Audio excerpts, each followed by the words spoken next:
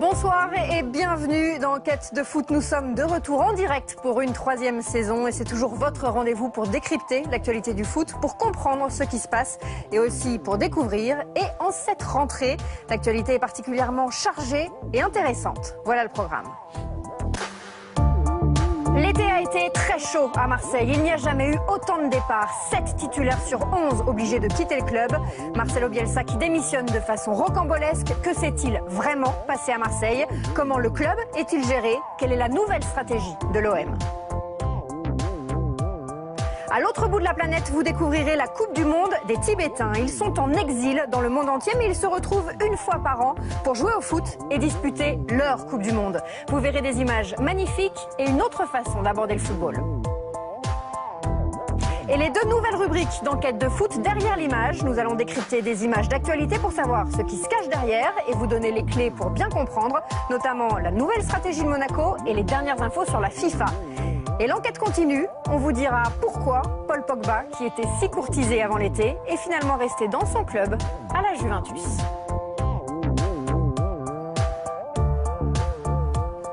Et notre invité ce soir, c'est Thierry Braillard, le secrétaire d'État chargé des sports. Bonsoir, merci beaucoup d'être avec nous pour lancer cette nouvelle saison. Avant de découvrir la première enquête d'Enquête de foot, juste un mot rapide. Cette semaine a été marquée par la fin des transferts en football, en mercato. Il y a un jeune Français, Anthony Martial. Il a 19 ans, il a marqué 11 buts en championnat, il a été vendu 80 millions d'euros. Ça dépasse complètement l'entendement. Oui, c'est quand même des sommes qui sont choquantes et qui font penser que le monde du foot est parfois un peu fou. Et je pense que le moment est peut-être venu qu'au niveau de la FIFA, ça sera d'ailleurs un des sujets de l'émission, des règles soient posées, qu'au niveau de l'Union européenne, on réfléchisse aussi à des règles à poser. Oui, on peut très bien limiter le montant des transferts, parce que là, ça devient un peu n'importe quoi. On va décrypter ça effectivement ensemble. Geoffroy Garretier, vous allez nous aider justement à décrypter tous ces faits d'actualité. On commence avec la première enquête, puisque l'Olympique de Marseille vient de vivre un tournant dans son histoire. L'été a été particulièrement chaud, 2 mois complètement fous. Tous les meilleurs joueurs sont partis du club, ou quasiment. Gignac, Ayou, Payet, Imboula, 7 titulaires sur 11 qui ont quitté le club. Marcelo Bielsa qui a démissionné après un match seulement. Alors, quelles sont les vraies raisons de ces départs? Que s'est-il réellement passé à l'OM? Comment le club est-il géré? Nos caméras ont tourné tout l'été à Marseille pour vous éclairer. C'est une enquête qui est signée Frédéric Roulier et Cyril Domanico.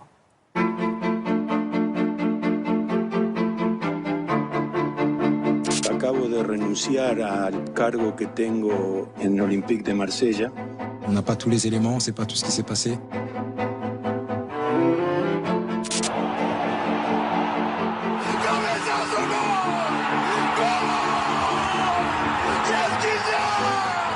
Si c'était pas pour rester à l'OM, je voulais partir très loin.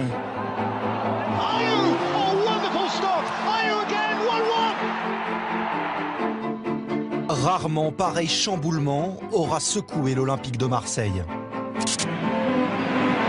La tentative! Les affaires marseillaises se compliquent.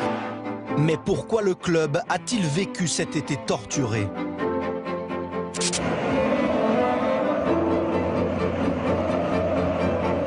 On a des ambitions. Il y a quelques abrutis qui en doutent et qui manipulent d'autres gens pour faire croire le contraire. Que penser de l'action de son président Vincent Labrune? L'OM est-il en train de rentrer dans le rang?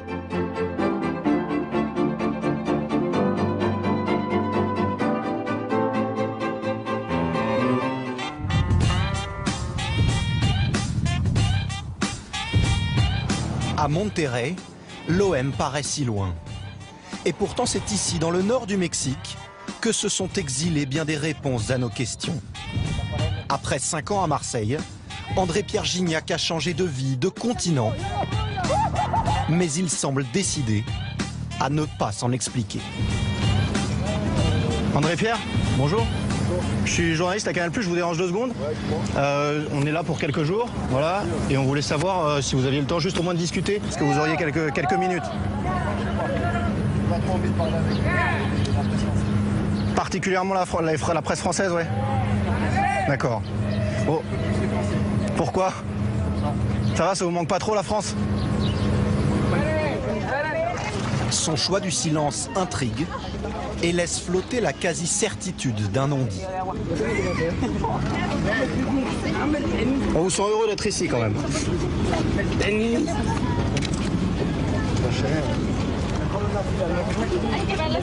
L'empressement populaire est à la hauteur de la surprise suscitée par son arrivée.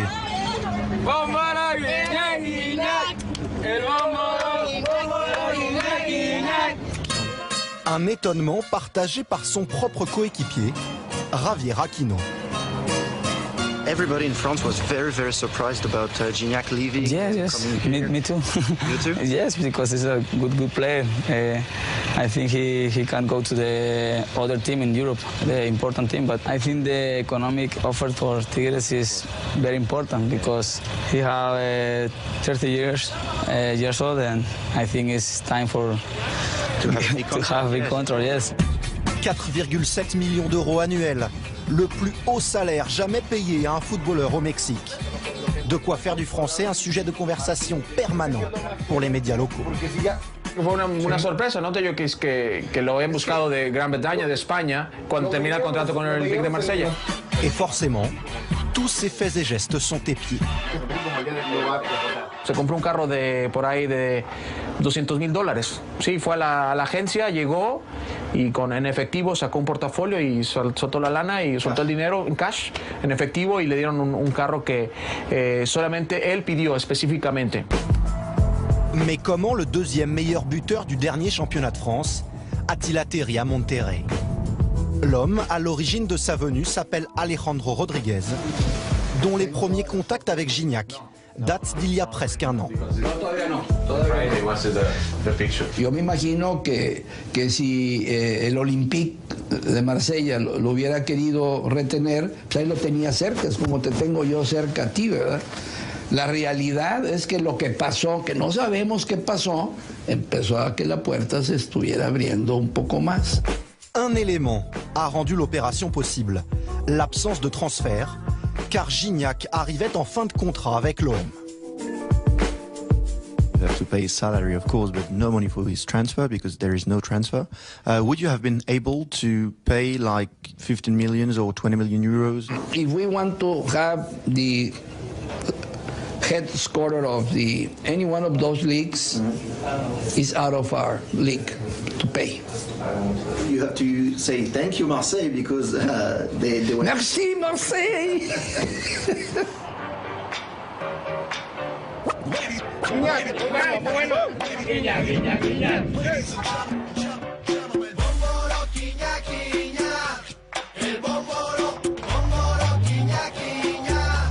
Guiñac.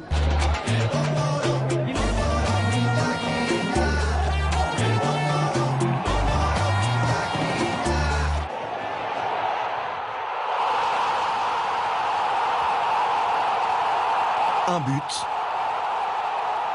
pour plonger le stade dans l'hystérie. Sur la route d'une qualification pour la finale de la Copa Libertadores, la Ligue des champions sud-américaine.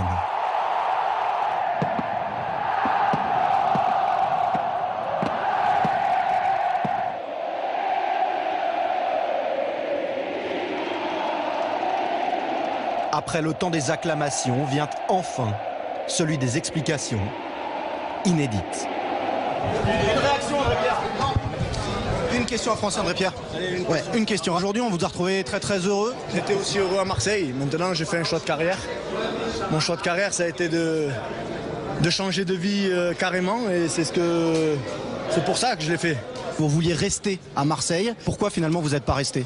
Je pense qu'il devait changer de stratégie. On n'en a pas discuté dans le fond, mais j'ai laissé la porte ouverte plein de fois à une prolongation.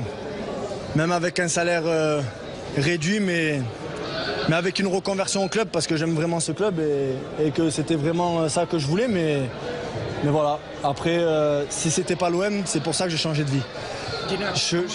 Si c'était pas pour rester à l'OM, je voulais partir très loin. Donc c'est ce que j'ai fait. Et aujourd'hui, je suis content, même si ça me manque quand même, parce que je les regarde avec un peu de nostalgie, ouais, parce que 5 ans dans un club, c'est pas rien, Mais voilà, je suis heureux ici maintenant.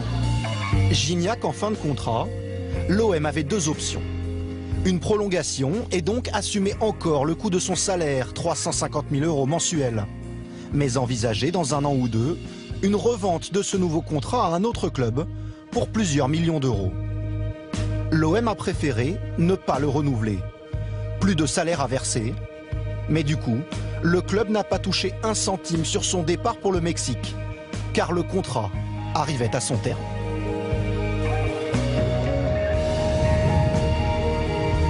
Marseille voulait donc à tout prix se débarrasser de Gignac. Une nécessité d'après le président du club, Vincent Labrune, qui souhaite désormais plafonner le salaire de ses joueurs. L'actionnaire, depuis 6 ans aujourd'hui, elle a fait des efforts considérables pour permettre à l'Olympique de Marseille de maintenir son train de vie. Aujourd'hui, on travaille en autofinancement et c'est normal. Voilà. Je ne peux pas vous dire mieux, c'est le boulot de chaque chef d'entreprise. Est-ce bien logique toutefois d'abandonner gratuitement son meilleur joueur? Question posée à deux des agents français les plus influents et à un ancien dirigeant de l'Olympique de Marseille. En tant qu'observateur, depuis 34 ans dans le football, c'est vrai que laisser partir des internationaux libres, c'est vrai que c'est pas courant. C'est difficile à comprendre pour un club, surtout quand des clubs français n'ont pas excessivement de moyens. C'est une forme de gestion donc, que moi je comprends pas trop, mais bon, elle existe. Ayou, Gignac, Morel, Fanny, 4 joueurs ont quitté cet été Marseille sans contrepartie financière. Manque à gagner estimé 25 millions d'euros. Ça veut dire qu'il y a un accident industriel dans votre club. Ça veut dire que le plan de développement que vous avez mis en place, vous n'avez pas réussi à le développer. Il y a des obligations en termes de bilan, des obligations de contenir la masse salariale. Il y a un certain nombre de joueurs qui sont partis en fin de contrat, que l'OM aurait souhaité vendre il y a un an, mais qui n'avaient pas forcément de demande. L'OM en a profité cette année sportivement, mais malheureusement a dû les laisser partir libres. Mais beaucoup de joueurs ont un amour sincère pour leur club. Il faut que leurs émoluments dans le club que vous gérez soient en adéquation avec votre club. C'est-à-dire que si dans votre club il méritait un salaire de 10 et que vous le payez 20 ou 30, ben pour le faire partir, pour qu'il y ait un transfert, il va falloir que le club où il va aller lui paye 40 ou 50. Et c'est là où ça devient dur. Ça veut dire qu'il n'y a plus de marché pour ces joueurs-là. Donc le joueur, il va privilégier son attachement sincère au club, il va aller au bout de son contrat, et ensuite, il va reprendre le fil de ses intérêts financiers. Pour être autonome financièrement, Vincent Labrune a effectivement baissé la masse salariale de l'OM depuis 5 ans, ramené de 100 à 60 millions d'euros. Mais dans le même temps, les gains liés aux performances sportives ont chuté, et du coup, le club a continué à accumuler les pertes.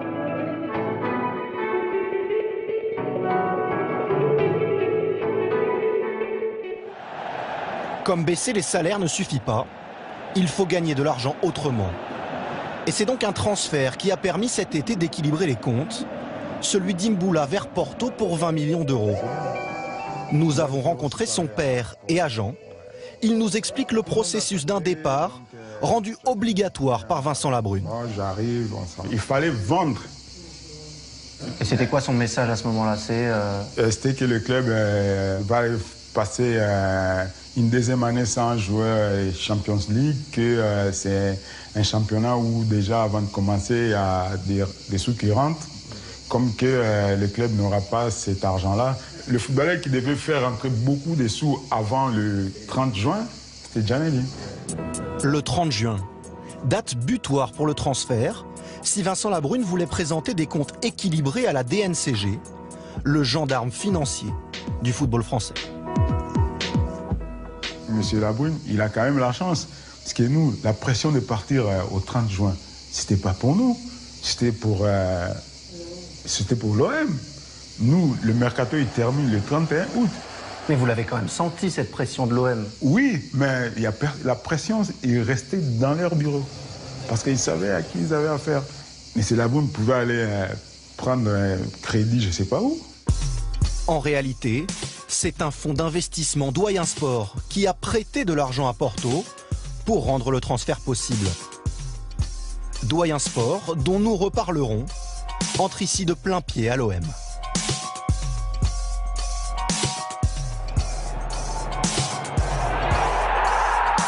Autre joueur vendu cet été avant le 30 juin, Dimitri Payet à West Ham, contre 15 millions d'euros.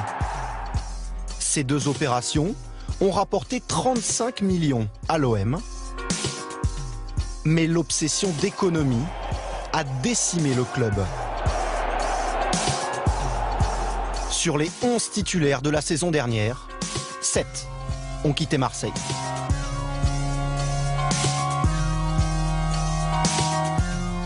Gérer un club de foot, c'est un métier. C'est un métier. Donc il y a des professionnels du foot en France, et puis il y en a qui le sont un peu moins. Pour éviter de creuser un trou, vous prenez vos recettes certaines et vous dépensez l'argent que vous avez. Et vous ne faites pas de la prospective, vous ne faites pas des paris en disant si je vais en Ligue des Champions, si je gagne le championnat de France. Donc on tablait à l'époque sur une 6e place, donc ce qui était relativement raisonnable pour l'Olympique de Marseille. En face de cette 6e place, vous avez des recettes certaines. Et cet argent-là, on le dépensait. Et on n'allait pas au-delà de ça. La politique qui est menée aujourd'hui est une politique un peu court-termiste, où on vend des joueurs pour pouvoir assurer le budget de l'année suivante. Au plan de la stratégie du club, si tant est que la stratégie soit demain d'être encore présent sur la scène européenne, on ne peut pas considérer ça comme une réussite. Dès la reprise de l'entraînement, la frustration s'empare déjà de certains supporters qui accusent ouvertement la direction. Il faut qu'il dégage. Voilà. Et la Margarita, ça ne va pas envoyer le pognon. Eh bien, qu'elle le vende le club. Comment Vincent Labrune gère-t-il ce début de crise? Et quelle stratégie sportive pour l'OM? Le 1er août, il s'affiche en compagnie de ses principales recrues. Lassana Diarra, Abou Diaby, deux internationaux, deux joueurs surtout, dont le niveau actuel est une énigme. De Paris donc, symbole d'une nouvelle stratégie dictée par la réduction du train de vie de l'Olympique de Marseille. On a une enveloppe qui est précise, qui est définie, qui a été présentée à la DNCG le 3 juin. Et on va s'y tenir et on n'a pas d'inquiétude sur le fait qu'on pourra finir de faire une équipe également qualiteuse. Faire des paris pour masquer les difficultés financières. Mais au soir de la première journée, son coup le plus fameux de la saison dernière se retourne brusquement contre lui.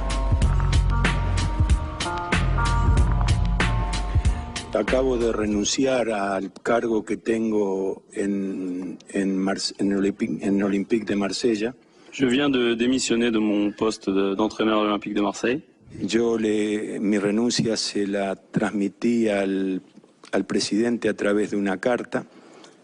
Je me suis adapté pendant ce dernier temps aux variations constantes du plan sportif. Mais après 3 mois de discussion et à 2 jours du début de la compétition officielle, je ne peux pas accepter la situation d'instabilité qu'ils ont générée en voulant changer le contrat, l'accord que nous avions. Cette conférence de presse est un cataclysme. La fin de l'ère Marcelo Bielsa. Ce soir-là, dans les couloirs agités du Vélodrome, Vincent Labrune est abasourdi, pris de court comme tout le monde. Il garde le silence, mais sa réaction ne va pas tarder.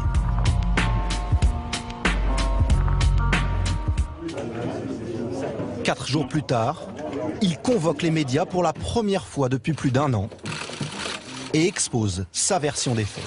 Je suis allé le voir effectivement à l'issue de son point presse d'après-match dans son bureau pour essayer d'avoir des explications. Et encore une fois, j'ai pas de sujet, j'ai pas d'explication majeure à vous donner autre que un point de détail technique qui me semble être plus un prétexte qu'autre chose. Je pense qu'effectivement, sa décision a été prise même avant la réunion du mercredi. Cette fameuse réunion, Vincent Labrune n'y a pas assisté.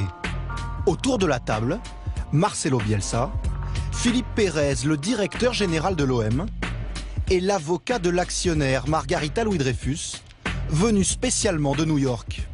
Une assemblée bien solennelle pour un simple détail technique. Mais entre le silence de Marcelo Bielsa, retourné en Argentine, et la version partielle de Vincent Labrune, Impossible de connaître la vérité.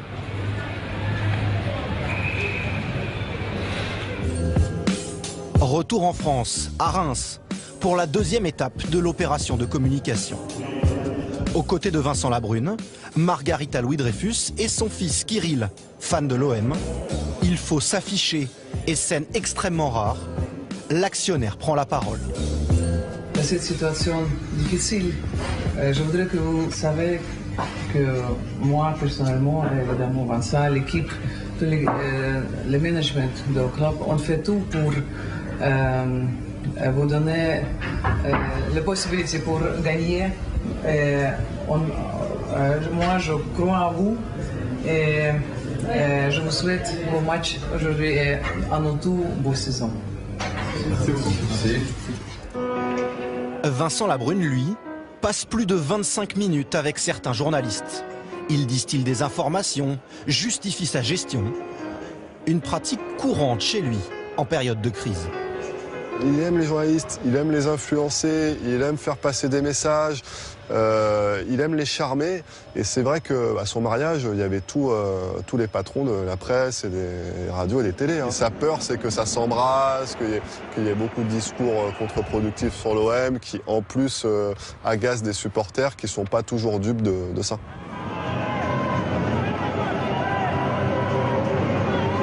Mais un plan de communication, aussi rodé soit-il, ne peut résister à certains accros.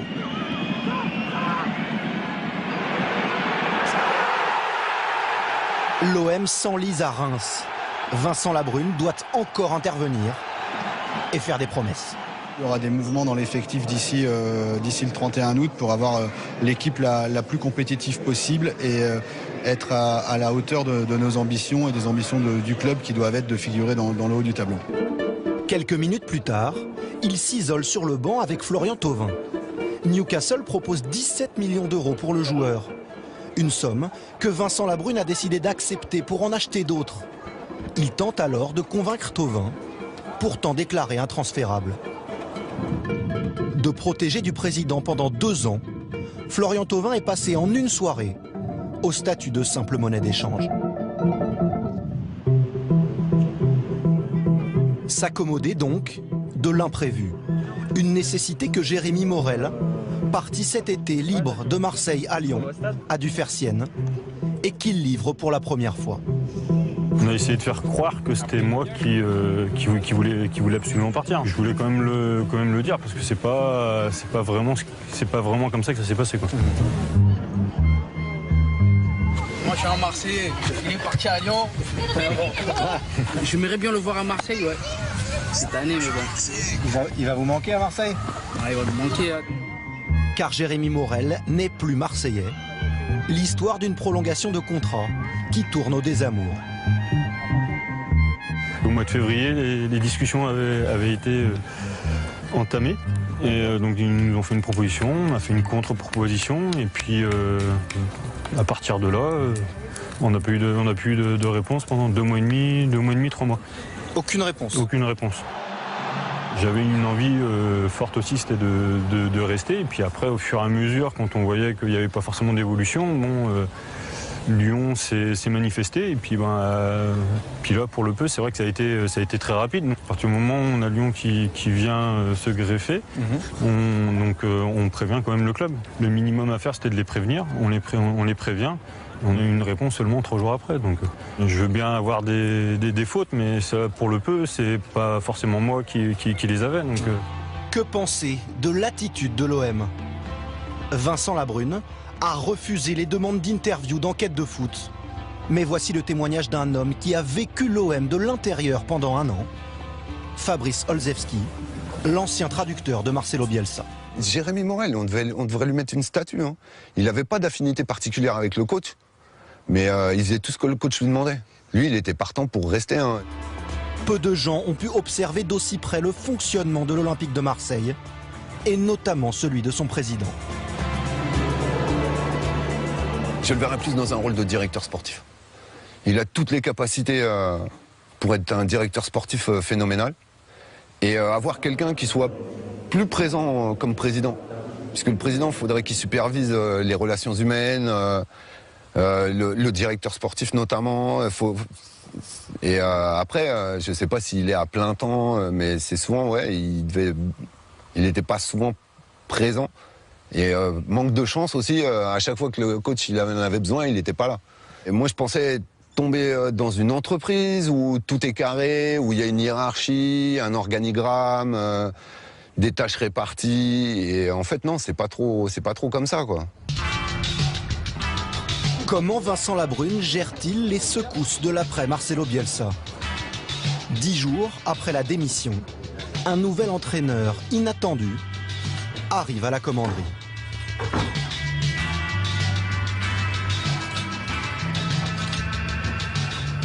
Michel, bienvenue à Marseille, je suis très content.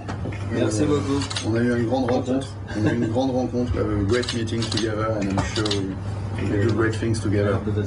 Me too. Détail piquant, Michel appartient à l'écurie du fonds d'investissement Doyen Sport. Michel, chargé de faire oublier les errements de l'été.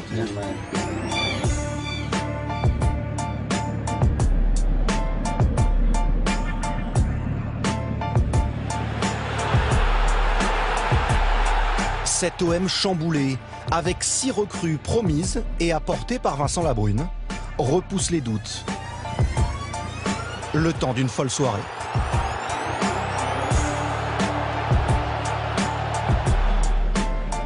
« 6-0 face à 3. Un peu de répit, au cœur d'un mois agité.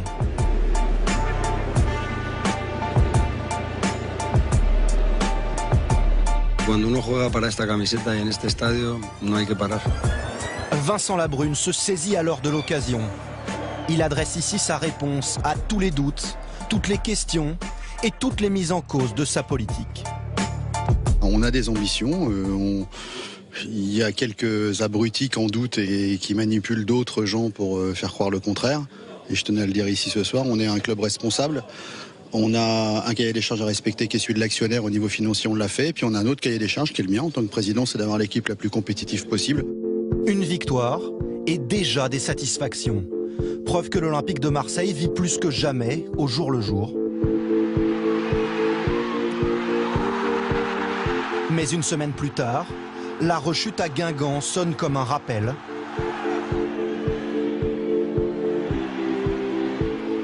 Quatre matchs, 3 défaites et un attaquant longtemps promis qui n'arrivera jamais. L'OM avance désormais sans certitude et semble condamné à une perpétuelle fuite en avant.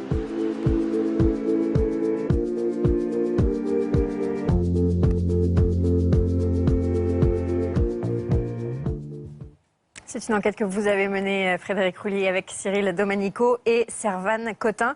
On va bien sûr vous demander votre avis, mais juste, c'est un des plus grands clubs de France, Marseille. De voir cette dégringolade, c'est inquiétant. Je ne peux pas me permettre de commenter tel ou tel club. Je me souviens simplement d'avoir été à Munich en 93 et qu'aujourd'hui, Marseille est quand même le seul club qui a gagné la Ligue des Champions et Marseille fait partie du patrimoine sportif et j'espère que Marseille restera au niveau qui est le sien comme un très grand club et qui pourra retrouver bientôt la Ligue des Champions. Alors tous les supporters marseillais espèrent évidemment qu'on remonte à ce niveau-là. Il y a eu beaucoup de promesses, Frédéric Roulier, notamment un remplaçant pour André-Pierre Gignac qui finalement n'est pas arrivé. C'est peut-être le cas le plus révélateur en fait, André-Pierre Gignac, de cet été marseillais. Ça fait 1 an et demi. 1 an et demi que le club sait qu'il va se séparer de Gignac. Donc il y a eu des promesses répétées pendant tout le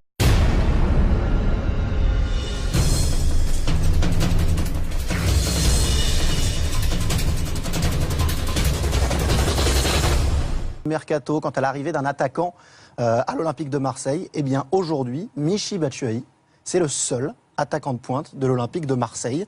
Donc en termes d'anticipation, on n'est pas forcément au maximum, au top. Et puis il y a un détail qui a ulcéré les supporters de l'Olympique de Marseille. On est le 31 août, dernier jour du mercato, 23h, 1 heure avant la fin du marché des transferts. Et l'Olympique de Marseille tweet ceci. C'est un tweet du compte officiel. Conseil du soir, soyez patients, le mercato se termine à minuit. Sous-entendu, il va se passer ne vous inquiétez pas, un joueur va arriver, c'est écrit. Résultat, personne n'a signé à l'OM. Ce qui n'a pas empêché Vincent Labrune, le président, le lendemain, de donner une interview au quotidien La Provence dans laquelle il déclare on le fera en janvier, on n'avait pas de bonnes options, on avait tout misé sur Lamela, le joueur de Tottenham. Mais d'ici janvier, il va falloir jouer 6 mois en Ligue 1, en Ligue Europa, avec un seul attaquant de pointe. Alors cela dit, il y a quand même eu des départs, des arrivées. Bilan, Geoffroy, si on dresse le bilan, ça ressemble à quoi?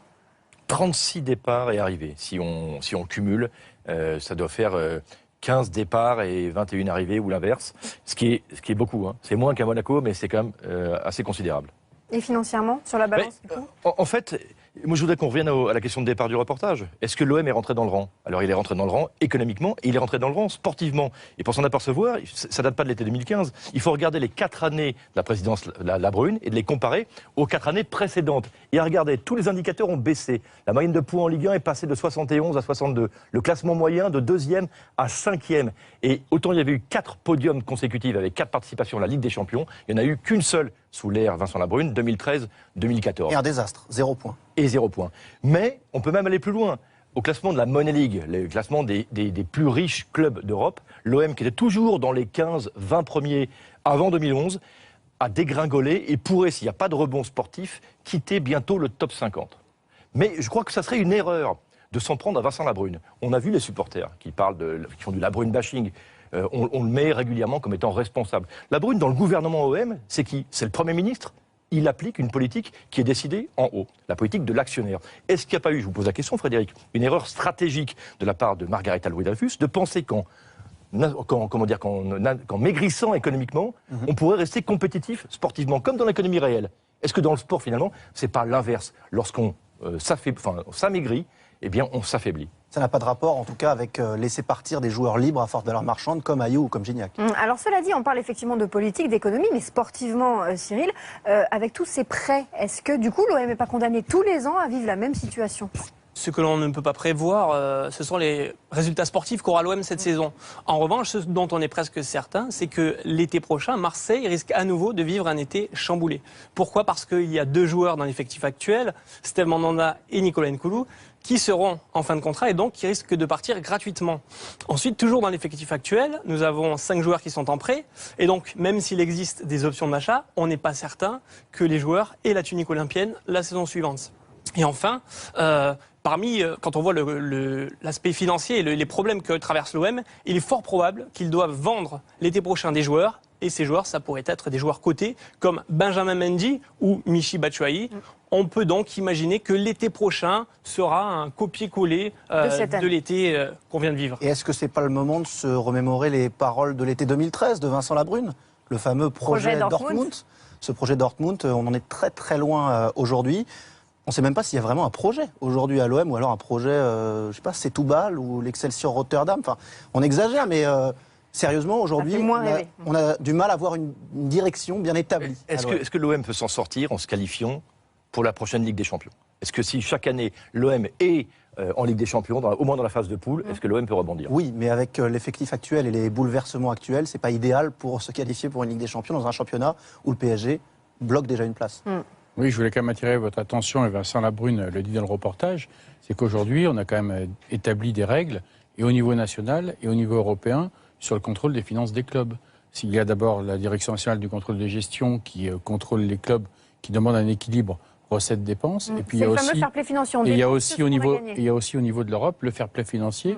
On dépense ce qu'on a gagné avec une limite d'endettement qui diminue petit à petit et qui oblige les clubs à se remettre dans ces règles européennes, sauf autrement être interdit de compétition, etc. Ça, on a suivi déjà ces débats-là. Ce qui veut dire que quand même, le président Labrune a aussi ses objectifs à remplir. C'est plus facile si on vend ses joueurs. Alors juste rapidement, Frédéric, on entend souvent Margarita Louis-Dreyfus dire « je ne vais pas mettre de sous dans le club, j'en ai déjà trop mis ». Finalement, elle continue à mettre de l'argent. Alors pas cet été. C'est la première fois, Margarita Louis-Dreyfus a décidé désormais de ne plus injecter d'argent dans le club, mais toutes les autres années jusqu'à présent, y compris sous la présidence de Vincent Labrune, elle a à chaque fois comblé les déficits.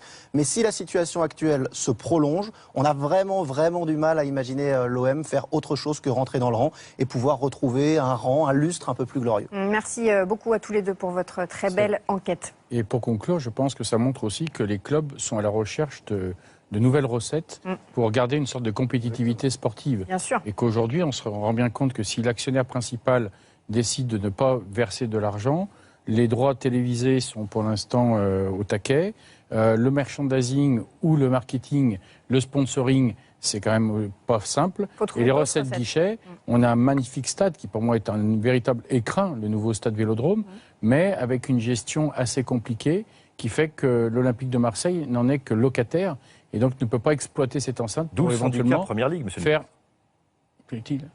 Oui, on va y revenir au syndicat justement pour essayer que les clubs de Ligue 1 gagnent plus d'argent. C'est quand même importante à prendre en compte aussi. Bien sûr, alors loin de toutes ces préoccupations financières, économiques